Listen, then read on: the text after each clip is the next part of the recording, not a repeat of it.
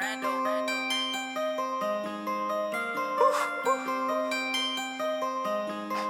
done made my mind up. Yes, sir. I'm chasing crowns, yeah. I done made my mind up. I'm chasing crowns, yeah. Man, you want to answer first, bro? What you want to do? It's a loaded question, bro. It's so Yeah. much to say on the subject. Why so much senseless violence, man? Bro, I always it all boils down to one thing, and then it opens. Sin dominates our environment, the school system. I mean, sin is promoted now. You know what I'm saying? Yeah. So when you allow sin to rule everything, bro, everything goes downhill. So it's gonna be a lot of senseless violence, and there's gonna be a lot more senseless violence. You know what I'm saying? Absolutely. And like you said, man, just sin from jump. And I think sometimes we forget, like, sin been around for so long. Yes, sir. So it's like this root that has grown into this astronomical tree that got all type of limbs and, you know what I'm saying? Yes, like sir. Fruit off of it that's poisonous. Yes, sir. And it continuously grow. And to just kind of give it some context, I mean, even what the Bible say about it, bro. What did you think about the situation, the guy that got stabbed at the track meet? 7:43 is the time, and welcome back to Live Now from Fox. I'm Gina Francine. Turning to a developing story this Friday, as thousands of people have donated to an online fund supporting a family whose son was stabbed to death at a Frisco ISD track meet. It's one of the ways people are coping with the death of Austin Metcalf. Right now, we want to check in with Fox 4's Tisia Muzinga, joining us live this morning with a message from the family. Good morning to you. Alarming news. We continue to get updates this morning. Yeah, you're absolutely right. Good morning. Yeah, we are hoping to hear more information and get more information about what led up to the fatal stabbing of 17-year-old Austin Metcalf from court documents later this morning. But the family of Austin Metcalf, the 17-year-old, they have been just sharing stories about what kind of a man he was and details about the final moments while he was here. But police are saying that 17-year-old Carmelo Anthony, who attends Centennial High School, stabbed Metcalf in the chest after a fight at Kirkendall Stadium Wednesday morning. The family says they believe the fight started over a seating issue in the stands at a track meet. Hunter Metcalf, the victim's twin brother, told Fox News he did everything he could to save his brother's life. Yeah, I pushed my hand on there, trying to make it stop, and I grabbed his head and I looked in his eyes. I just saw his soul leave, and it took my soul too. I'm so sorry. Well, police are investigating how a knife got into the stadium. Anthony is in the Collin County Jail and is charged with murder, and his bond is set at $1 million. Frisco ISD, however, is rescheduling that track meet where all that happened. They're planning to have it next Monday at a different school, Little Elm High School. Man. That's just one case of yeah. And I'm going to tell you what's crazy. Like, it's unfortunate, and it seemed like a one-off. Like, because I don't have all the details, but I wonder what made that kid at the heat of the moment be ready to throw his life away like that. Yeah. Like to stab that guy. And then they say he got stabbed in the heart. So if it's a heart stab, you intentionally trying to either kill him or really hurt him bad, you know? Yeah. So I know and I know things happen at the spur of the moment, but like, how could that have been prevented?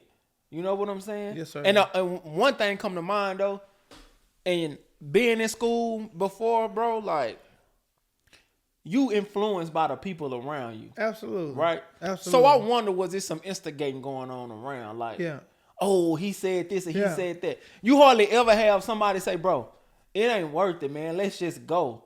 You know what I'm saying? Yes, sir. You got folks pulling their phones out, different things like that. So I wonder what was happening, because now you got, in essence, you got two lives that's lost Yes, at sir. the expense of an unfortunate mistake, you know? Yes, sir. And bro, it sucks because it's like our youth today, crime, whatever it is, everybody is desensitized. Yes. Nobody thinks a shooting back in the day, it was like something bad. Like, bro, now it's normal. But we got video games that parents allow their kids to play that look real, and they killing. Like, you could rape women on the game. Like, how has this become normal, bro? Man, you know what? You said something about like the video games and stuff. I do think that caters to it, that promotion. And I'm gonna tell you something else. You know how the Bible say, overcome evil with good? Yes, so sir. back to that situation with the 2 teenagers, right? Imagine if the overcoming evil with good, and I don't know the parents, Yes, but sir. imagine trying to instill that in your child. And if that scripture was to come to play in that particular situation, like if I got that instilled in me, you know, richly, and you talking crazy to me or you want to do something, and I can replay that in my mind. Yeah. Overcome evil with good. Yes, sir. Imagine how that could have de-escalated the situation. Yes, sir. And not saying that the guy didn't know that scripture, but it's funny how God got an antidote for all of the nonsense and foolishness Yes, sir. that we go through in life. Yes. And if we just apply, you know, Yes. we wouldn't be sitting up here having a conversation about that particular incident. Absolutely. Absolutely. And he said, why so much senseless? It all boils down to not having God at the center of our lives. Absolutely. That's with adults. That's with kids. That's what everybody. And if I know a lot of people don't want, they always say it's in the name of religious and people don't want to talk about this. But when you want to kick God out, this is going to be the new normal. Man. It's going to be the new normal. No matter what you do, if you don't want God, anybody listening, if you don't want God in the middle of your house, the center of your life, this is going to be your new normal. Absolutely. Because when you with him, it brings a sense of peace. I don't care what kind of trouble you face. When you with God and you're trying to live for him, it provides peace. Even when you're going through the worst storm of your life, you still got a peace because you got him. But without God, it's chaos. And we got a scripture for y'all in a minute we're going to check out, man. Like, we got to really, man, understand what the book say. God gave us this thing for a reason, a map to get through life, bro. And if we don't do it, like, we're going to be lost for real. And that's why I feel like the world is right now. You know why? You talked about the word and you talked about how God gave us this Bible, bro. It's like hidden treasure. Yes, sir. Yes, sir. It's hidden treasure, Yes, sir. man. Like any answer, anything you need to know, it's right there. If you just focus and pay attention. That's all. Yes, sir. And I thank God, man, for what he's done in my life, you know. Because you talk about, man, this is senseless violence. Like, God give you a conscience towards every human when it comes to, like, harm or evil. And to have that conscience, like, the world would be so much better if everybody just had a conscience towards evil and understanding how detrimental it is to the human race. You know what I'm saying? I don't care what color you are. If we just focused in or if we paid attention to what God be saying, man, and like you said, we're going to dive into scripture in a little bit. It's crazy to think about that. And even when I look at them 2 boys, and one of them happened to be a twin, right? The one that died happened to be a twin. And I saw that he died in his brother's arms. Like, bro, that's tough, you know?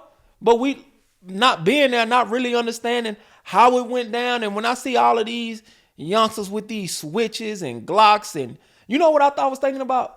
Them little poo shiesty masks should be banned everywhere. No, absolutely. They should be banned everywhere, bro. Absolutely. Hoodies in public, bro. All this thuggish mentality, but it's the normal. Yes. And what rappers do, that's what our young men want to do. Absolutely. And bro, it's so foolish. Like, the people that most of the kids look up to, the role models, are these ignorant people who haven't been raised by fathers, or they've raised themselves, and this has become a acceptable behavior. Man. How is trap music, drill music, Why is that being played at Pee Wee football games? Man. Help me understand that, bro. How can trap music be played at Pee Wee football games? I think the problem with that is,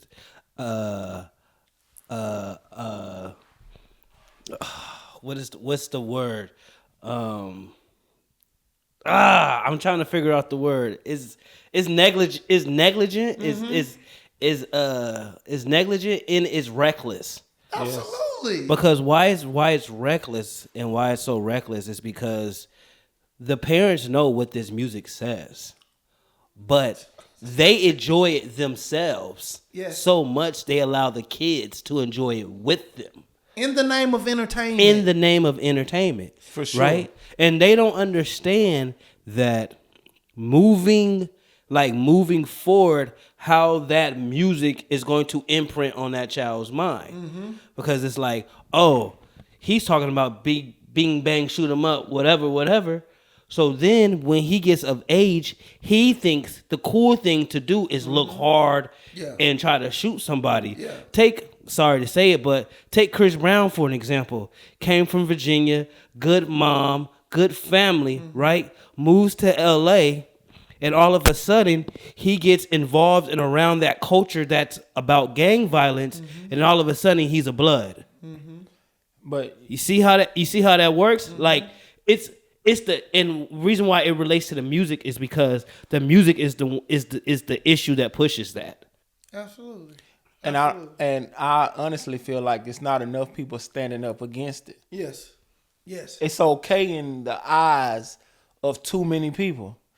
Because, I mean, I ain't that old to remember when there was a time children couldn't listen to a certain style of music, especially not around the parents. Let me say it like that. Mm-hmm. We did it. We snuck and did what we wanted to do. But around the parents, they weren't playing it, right? Mm-hmm. And you remember there was a time when radio censored everything. If it sounded like a curse word, they censored it. Nowadays, curse words are being played on the radio. So it's like, yes. What? Yes, they got certain curse words that you will hear on the radio. I didn't even know that. That's crazy. Man. To know that, when you talk about being desensitized, it's just getting worse and worse. Which, you know what? We know what the Bible say. We know what the Bible say about that. But do you know, we were warned in the Bible too. Sure. It let us know that things that are good gonna be looked on as evil. Right. And evil is good. Help me understand this. How can a rich billionaire or millionaire get banned for saying somebody gay or that's gay? You banning me for saying somebody gay. Is being gay wrong? Yes. But you banning me for that. But you ain't banning them for talking about I can kill you and kill your whole family. I could. What, bro? Every evil is sold now. It's glorified. How you got rappers who rap about killing and drug dealing? How they on commercials? You get what I'm saying? And you know what though? Everything is driven by the dollar. Man, it's senseless, bro. And I'm gonna tell you how you know it's driven by the dollar, right? Just look at the world as a whole. Mm-hmm. You look at when the LGBT movement first came out, and it gained a lot of traction. All of these millionaire companies, all of these giant retailers had all of these clothes they were making in the name of the alphabet community, right? Yeah. Then all of a sudden, Trump come or whatever and say, hey, we ain't doing that anymore. Yeah. They snatch them off the shelves quick because they start losing money. Yeah. Same thing with the Black Lives Matter. Because it was promoted and it was money behind it. Yeah. It's like, let's sell these Black Lives Matter t-shirts. I get it. Yes, sir. Now it's like, you know what? We ain't with that no more. Pull it all off the shelves, and because it's not being pushed by corporate America as a whole, that we just following the trends. Yeah. You know, it ain't even about what's right or wrong. It's about what's hot. Yes, sir. I don't care how wrong it is. If it's hot, we rolling with it. You know what I'm saying? And that's the problem, bro. Yes, sir. It ain't about morals no more. It's so about nobody stand up for right no more. Facts. And that's the problem. But with all of us, y'all, we can't blame nobody else on the outside. You know who we got to blame first? Ourselves. I agree. We have children. You know who's responsible for your child? Not the pastor of your church, not the principal of your school, your kid's school. None of that. You are responsible. You're responsible for teaching your children. Because if you don't, they gonna die. This world gonna eat them up. It's a for sure thing. We need to read that scripture, Rod. Check out what was this scripture? Man, we got a 2 Timothy, chapter 2. Wait a minute, hold on, let me see. Chapter 3, not 2. Here we go. 2 Timothy chapter 3, starting at verse 1. It says, "This know also, that in the last days perilous times shall come. For men shall be lovers of their own selves, covetous, boasters, proud, blasphemers, disobedient to parents, unthankful, unholy." Hold on. Y'all better understand. The scriptures say the last days. Yes. It was going to be like this. Forget what he talking about. We know that this right now is going on already. So it's scary to know that we in the last days. Bro, check this out. You right. Look what said. The perilous times. Let's look at what he said though. He said lovers of their own selves, covetous. I think about like this social media age, right? Mm-hmm. When you talk about everybody, like it's so easy to get robbed today. Yes, sir. People want what you got. Yes, sir. Period. And they gonna try to take it from you. Yes, sir. If they can. Yes, they sir. don't want to get it on their own. They want what you have. Mm-hmm. You know what I'm saying? So when you talk about covetous, boasters, proud, I look at all of these money fans and money phones that be on social media. Everybody want to talk about how much money they got. Get your weight up. Yeah. Y'all ain't moving. Like, it's so much of that going on. And what you think the youngsters seeing that? Ain't nobody trying to work hard for nothing. Nope. I see it. You got it. Guess what? I'm coming to take it from you. Yeah.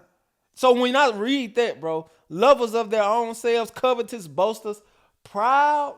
Oh, my goodness. That lovers of self, though, it's totally contrary to the law. So, you know, on the two hang all the law, and one of the main ones, you know, I'm supposed to love my neighbor as myself. Yes. You know what I'm saying? So if I'm loving myself, I'm not really worried about you in this context. I love me. Right. Forget you. Forget what you need. Forget how you feel. And that's how people act today. Even at jobs, man. People got a job and they supposed to have customer service. They don't care how you feel as the customer. It's what I think. It's about me. Like, bro, forget what y'all talking about. I ain't trying to hear what y'all talking about. It's about what I want. And they be dead wrong, boy. Listen, it's so funny you say that, right? So I got a experience I want to talk about. Last week, me and my daddy, we go to Target, right? Oh, you shopping at Target? Yeah, listen. See, and we just talking about not supporting these people. See, there you go. There you go with the trend. It's okay, but I ain't gonna get on my brother tonight. We'll talk after this over with. So listen, I'm gonna tell you what's crazy though. Target has the and this ain't no plug, but my daddy love Krispy Kreme donuts, right? Mm-hmm. Target sell Krispy Kreme donuts, so he like, let's go to Target because I know they got them. Yeah. Long story short, we in Target. We get the Krispy Kreme donuts, some water, and some other stuff. I go to self-checkout. We both go to self-checkout. I say, we paying with cash. So the girl that's over self-checkout, she said, oh, we ain't taking cash. It's only cards here. You got to go to the register. So we like, okay, cool. We ride down. It's one register open. Well, she was just finishing checking somebody out. Yeah. She look at us, and she walk off. So we standing there like, I'm going around. We don't see nobody. So somebody else walk up. I said, I'm looking at the lady in customer service. I said, hey, we checking out here. She said, yeah. So I'm thinking, okay, somebody finna come. Yeah. Nobody never came. She thought I was saying somebody was there already. Yeah. Bro, 5 or 6 minutes go by. Well, 4 or 5. I'm like, everybody walking. This lady walked by. I said, excuse me. We was just told at self-checkout that we had to come to a register. There is nobody here at the register. She said, oh my God, what's going on? So she go to customer service, tell the lady like, somebody was just there. I said, yeah, she walked off, right? By this time, the girl that had walked off, she come back. So the girl say, in customer service, she say, where were you? Like, you can't do. She say, I just went use the bathroom. Like that. The girl said, well, you got to tell somebody. She say, for what? Boy, that's this generation. She say, and she looked like she was really young. She was like, I mean, people be all right. I can't go use the bathroom. And I looked at her. I'm like, you got a job, man. Yeah. All the woman is saying is tell somebody so somebody can just fill you in. In all fairness, though. In all fairness. With these people, because there's so many like this. In all fairness, I really feel like if people are not taught the right way, they not going to just know the right way. I understand. You're right. You know what I'm saying? You're right. Bro, the parents, if we fail our kids, man, we really messing up. We really messing up, man. I agree. We really messing up. And people don't want to raise their kids. They want to be best friends with their kids and not parents. I needed some parents who were firm on me. I made stupid decisions and I had strict parents. I made a lot of stupid decisions with strict parents. I'd be dead without parents. Strict parents. Do you get what I'm saying? Mm-hmm. Even simple stuff. Yes, ma'am. No, ma'am. Yes, sir. No, sir. I had a man, I'm 28 years old. He's like, man, can I get your parents still alive? Can I get your parents' number? I'm like, I gave it to him. He called my dad, telling him he had never met nobody who was that respectful. Wow. I mean, but this just simple manners that I learned. Right. Bro, we got to pass that on. We do. We talk about them recipes that the grandmothers die and they didn't pass them on to everybody. Like, how do we not know that? So they can pass them on. You know what I'm saying? Yeah, because some of y'all need to learn how to cook. I'm just saying. Yeah, a lot of y'all, okay? Look, bro, but man, the tea cakes, the blackberry cobbler, bro, if you don't pass that on, it's gone. Now they getting cakes from Walmart. Yeah, don't even taste the same. Man, say, bro, but that's what it is. If we don't pass on the knowledge, everything good that's in us, pass it to the next generation, bro, we in trouble, bro. We in trouble. And I heard this too. I think a lot of it too. They ain't cooking with love no more. When they was cooking with love, you could taste the love in the food. They microwaving the brownies now. Yeah, man. But to go back to like the topic, the subject we was discussing about this senseless violence, man, and reading this scripture, saying lovers their own selves, covetous, boasters, proud, blasphemers. Check this one out. We just talked about this. Mm-hmm. Disobedient to parents. Mm-hmm. Disobedient to parents. That's why it's so important as parents, we stand firm. Discipline them kids. There it is. Spur the rod, do what? Spoil a child. You spur that rod. If you ain't gonna whoop your kid, you spoiling them. And when you spoil them, you hurting them. These young men, bro, I look at these young men growing up with no fathers at home. Man, but why they growing up with no fathers? Because we wanted to indulge in fornication without being married. We out here sleeping with these women, impregnating them, not planning on being with them for life. You know what I'm saying? It all comes from sin. Now they being raised without a father in the home. The mama got to work extra hours. So now the son out in the streets. Yes. How many homes is happening? She don't know what's going on. Man, bro. And you said something about spoiling a child, right? Watch this. When is that word spoil ever used in a good sense? People don't think about it like that, though. You know, I hear parents all the time. Girl, he's so spoiled. Yeah. You saying he rotten. You saying he no good. That's what spoil means. Yeah. This is no good to me. I need to get rid of it. Yeah. But when we say spoiled in a sense of it's a good thing. Yeah. Oh, he just spoiled. He get what you want. No. Yeah. You know what I'm saying? Yes, sir. But man, we need fathers. Look, disobedient to parents, like you said, because it's no fathers in the home. And I know you probably experienced this too.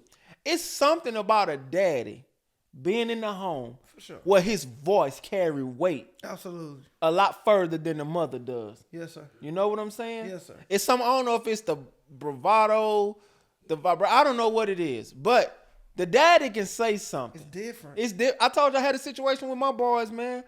I was working 2 jobs at one time, and they were bad in school this particular year. And my wife, we weren't married at the time, but she was telling me like, man, these boys cutting up. Talk to them, but I wasn't there because I'm working. I was working 80 hours a week.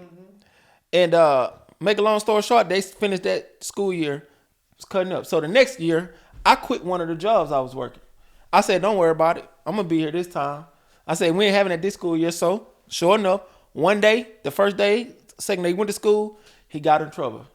His mama called and told him. Boy, I lit him up. Talked to him. Now, we ain't doing this, but the crazy part about it is the year prior, she had whooped him a few times. He was still cutting up. I whooped him that one time, talked to him. He flew right the rest of the year. That one time. Yes, sir. And it wasn't like I whooped him extra harder or, you know what I'm saying? Yeah. Or I talked to him firmly, tore his butt up and told him what was expected. Yes, sir. And he didn't have no more problems the rest of the year. And that was your job? Yes. Training him? Yes. In the way he's supposed to go? Yes. But we let them make it with everything, and they never learn in the way that they supposed to go. Man. Kids need discipline. I don't care what age. My son, Stone, is 2 years old. I discipline him when his mama ain't telling him, I get on to his butt. Like, he need to know now. As you should. Absolutely. I'm not going to keep repeating myself to a child. They need to know that when they told to do something, they need to do it. Right. That's why your child, when the police pull him over and give him a simple instruction, that's why they don't listen, because they ain't never had to listen to you. They ain't never had to follow instruction. Now the police beat him up. Now you want to sue the city for something that could have been avoided if he had just put his hands on the steering wheel. The police pulled him over and your son got his hoodie on. Did you teach him that he is not a thug, to take that off his head? Did you teach him that? Huh? Did you teach him to pull up his pants? We the only people I know that want other people to respect us, but we don't want to be respectful. We don't want to live respectable. We want white people to respect us, bro. But we don't even carry ourselves in a form to be respected. We have problems. Yes. We have problems. But God can help fix it. Right now I need Jesus.